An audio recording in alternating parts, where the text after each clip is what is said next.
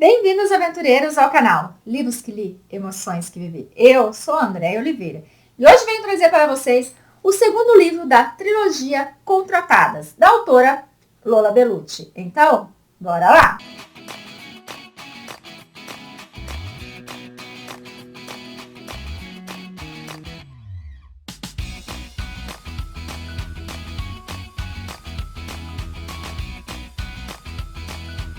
Cheguei, aventureiras, com mais uma dica de leitura aqui nesse canal. E hoje venho trazer para vocês, então, o segundo livro dessa trilogia. Recapitulando rapidinho o primeiro, que foi o Contrato de Prazer, que vem mostrar a história do João Pedro e da Elisa. Uma história muito forte, uma história no qual por mais que fosse uma história ali meio triste, eu acabava rindo com a situação da Elisa, o fato dela agir de forma tão espontânea. Foi uma história muito completa, foi uma história em qual eu fiquei muito apaixonada e eu tive ali os momentos de raiva com o Marcos, melhor amigo do João Pedro e também seu advogado, porque em uma determinada festa ele acaba insinuando que a nossa Elisa, a qual eu me apaixonei logo de cara, ela era uma garota de programa. Então, por isso, agora nesse segundo livro, que é o livro que vem contar a história dele, eu pensei, Marcos, você terá que me surpreender, porque senão eu continuarei achando você um babaca. E venhamos e convenhamos. Cara, contrato de rendição me pegou assim logo de cara, porque logo nos primeiros capítulos eu me apaixonei pelo Marcos. Não devia, mas eu me apaixonei pelo Marcos. Aqui em 678 páginas deliciosas de ser lida, vamos descobrir que o Marcos está passando por um momento conturbado.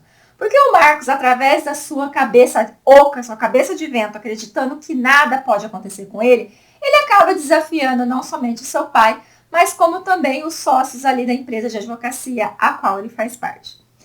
Gente, ele apronta tanto que estão todo mundo revoltado com ele. E assim ele recebe um intimato. Se ele não se casar e formar uma família, ele então está fora da empresa.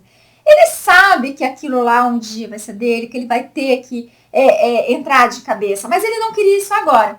Mas por conta desse ultimato, ele acaba decidindo que então terá que fazer a vontade de todos eles. Lembrando que ele teve um período de 6 meses, no qual os primeiros 3 meses ele andou bonitinho na linha, fazendo tudo direitinho para que eles esquecessem essa história, mas não deu certo. E vendo que não tinha jeito, ele decidiu que teria que ter uma noiva, ao qual seria apenas ali um enfeite, que não interferiria na vida dele e que teria que ser invisível enquanto eles estivessem juntos.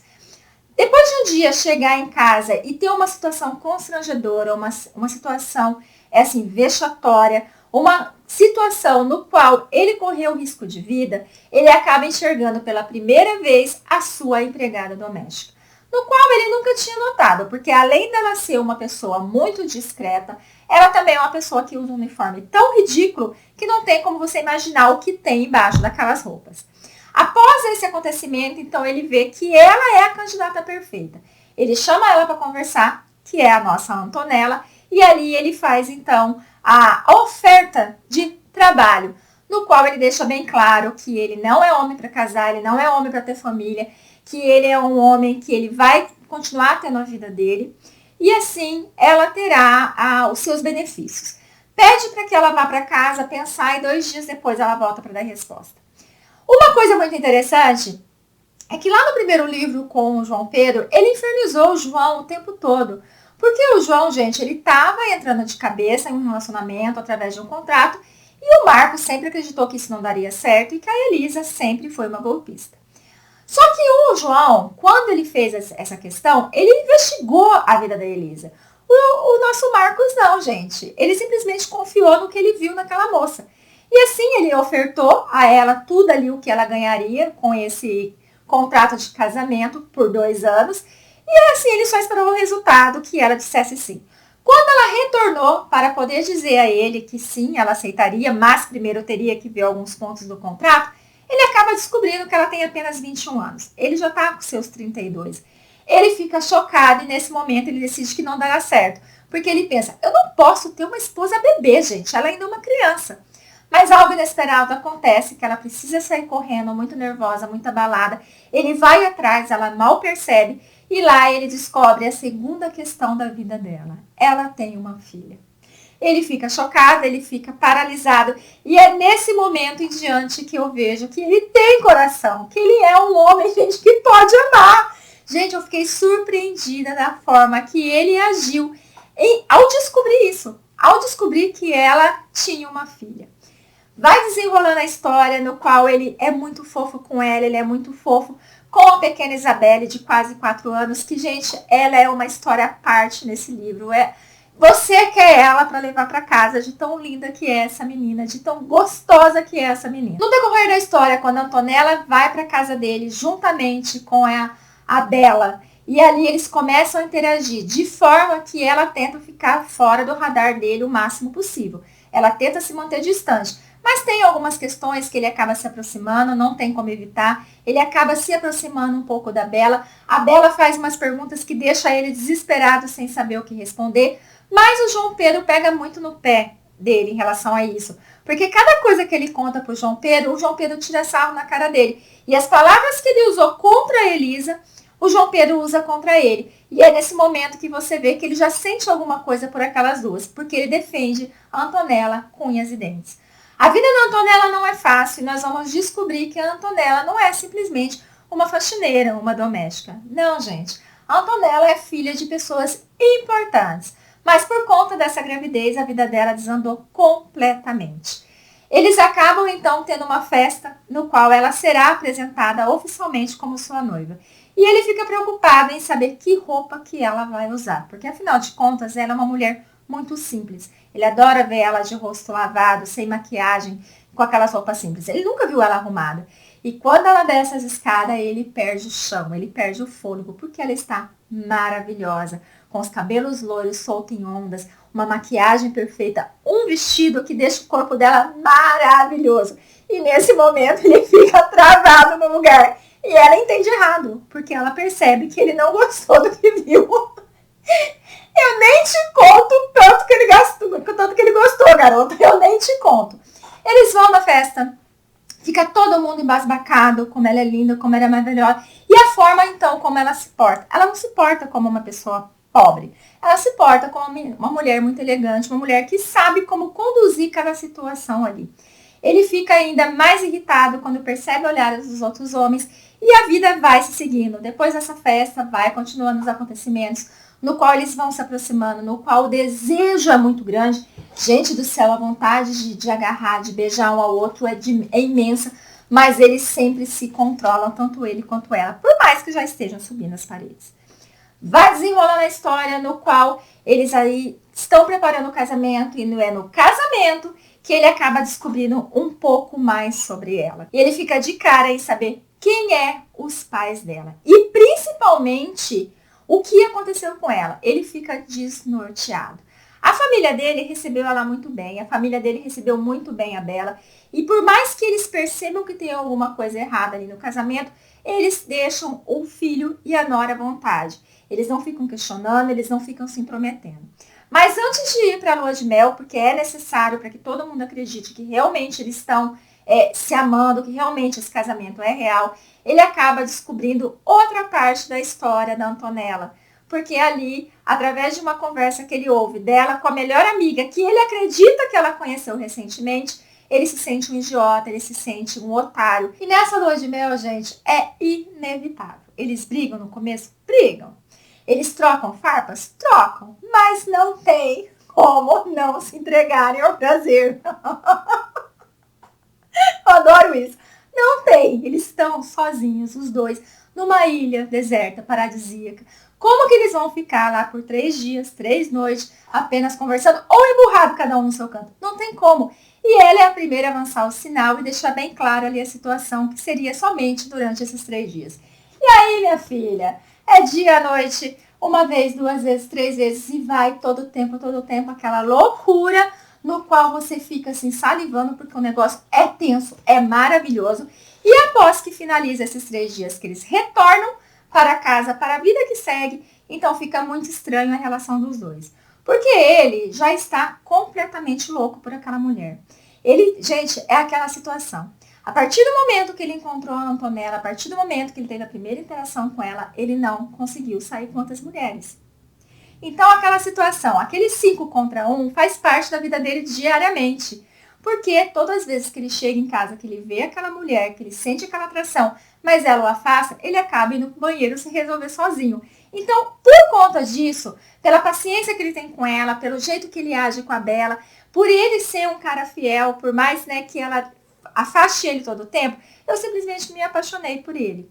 E eles têm ali, então, aquela situação de tentar resolver essa questão que ela mentiu para ele, e eles têm uma conversa séria no qual ele pergunta se ela esconde algo mais. Ela diz que não. Mas tem, gente, porque ela não conta quem é o pai da nossa pequena Bela. E o pai da pequena Bela é alguém muito conhecido, é alguém a qual, de certa forma, traz desafio para o Marcos.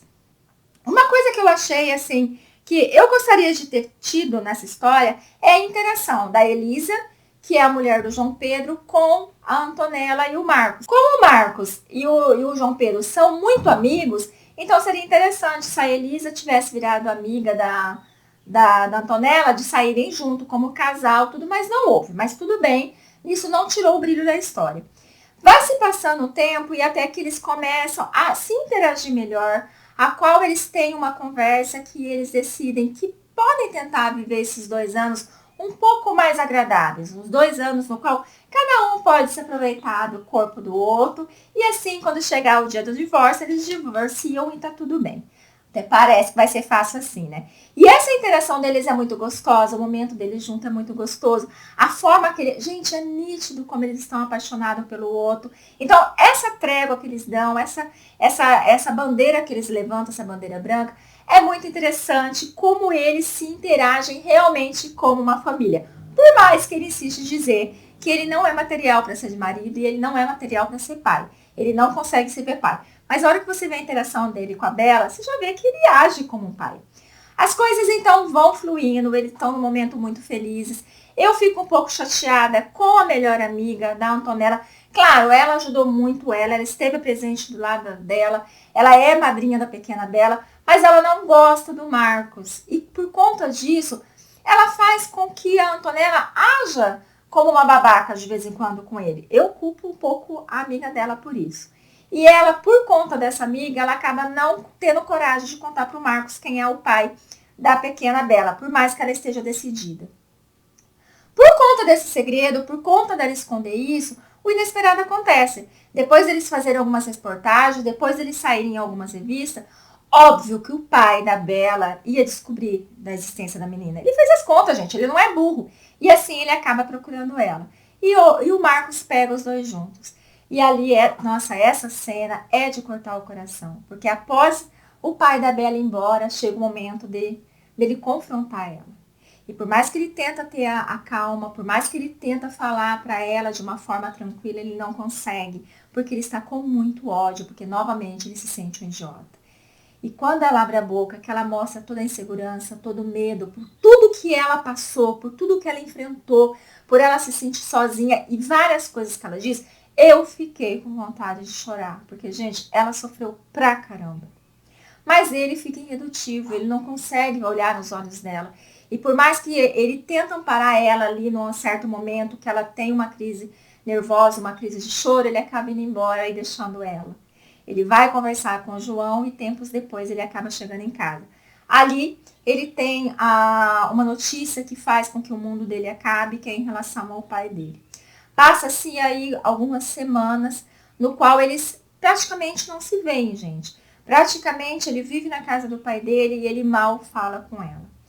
Quando ele retorna, decidido a conversar com ela, e eles decidirem realmente como vai ficar após conversar com seu pai, após seu pai dizer o que é amor, o que é confiança, o que é casamento, né? Após ele dizer sobre a vida dele, como foi, ele acaba tomando essa decisão. Mas quando ele chega, a surpresa é maior ainda, porque nesse momento a Antonella teve tempo para pensar na vida dela, para saber o que ela quer da vida, e ali ela acaba fazendo uma surpresa para ele, que no final tem a nossa Bela, linda, maravilhosa, que termina com chave de ouro ali, aquele teatro, vamos dizer assim, que ela preparou para o Marcos.